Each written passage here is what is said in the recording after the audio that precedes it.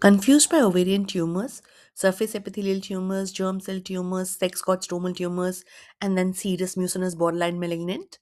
In this video, we'll simplify ovarian tumor classification and master the two most important epithelial tumors of the ovary, serous and mucinous tumors, in an exam focused manner.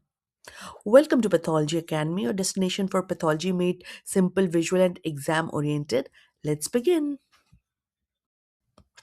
Classification of ovarian tumors. First, understand one golden rule. Most ovarian tumors are classified according to the cell of origin. So, coming to the classification, the first category is of surface epithelial tumors. These are the most common ovarian tumors, and the examples include serous tumors, mucinous tumors, endometrioid tumors, clear cell tumors, Brenner tumor. These tumors arise from the ovarian surface epithelium. The second category is germ cell tumors, which arise from primitive germ cells. An example are teratomas, dysgerminomas, yolk sac tumor, embryonal carcinoma, choriocarcinoma. These tumors are more common in younger females. The third category is of sex cord stromal tumors. These arise from the ovarian stroma or sex cord derivatives. Examples are granulosa cell tumor, fibroma, thecoma, sertoli cell tumor. These tumors may produce hormones. And the fourth category is of metastatic tumors. Ovary can also be a site of metastasis, and the most famous example is Krukenberg tumor, which is typically bilateral and contains signet ring cells. The primary sites may include stomach, colon and rectum, appendix, breast, endometrium, pancreas, biliary tract or gallbladder, and cervix. Now let's talk about surface epithelial tumors. The surface epithelial tumors are divided into benign, borderline, and malignant categories. This classification is based on degree of atypia and presence of stromal invasion.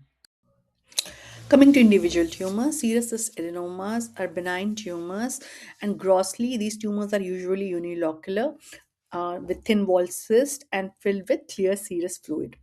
On microscopy, they are lined by simple columnar epithelium. Ciliated cells may be present, but there is no atypia and no stromal invasion.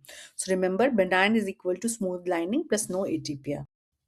Coming to borderline serous tumors, these tumors are low malignant potential tumors and they show epithelial proliferation and mild to moderate atypia with papillary projections, nuclear stratification, and no stromal invasion is noted in these tumors.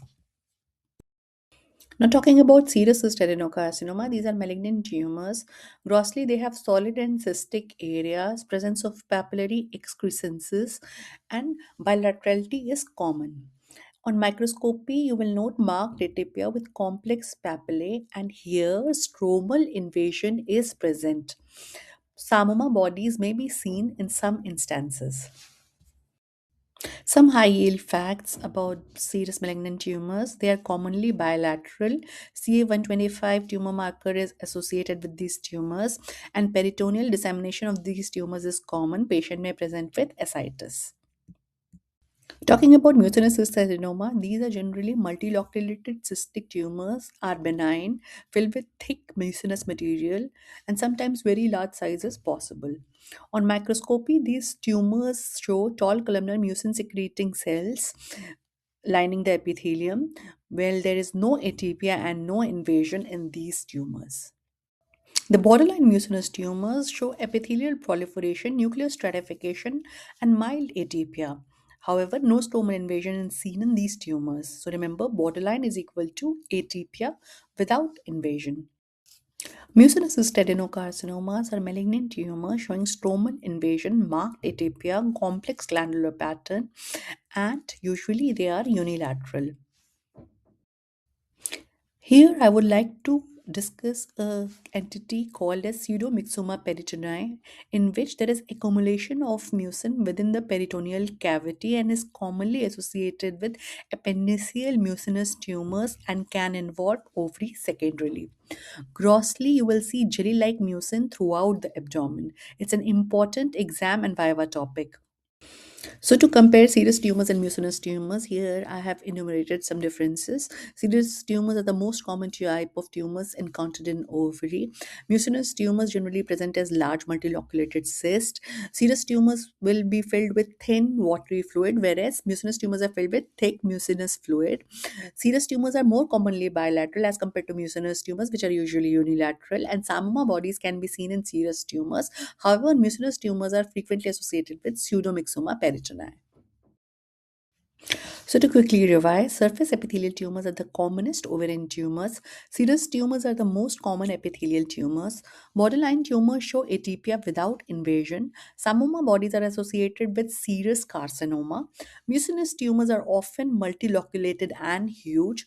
Pseudomyxoma peritonei classically linked to appendiceal mucinous tumors. I hope you find this video useful. See you in the next video. Bye for now.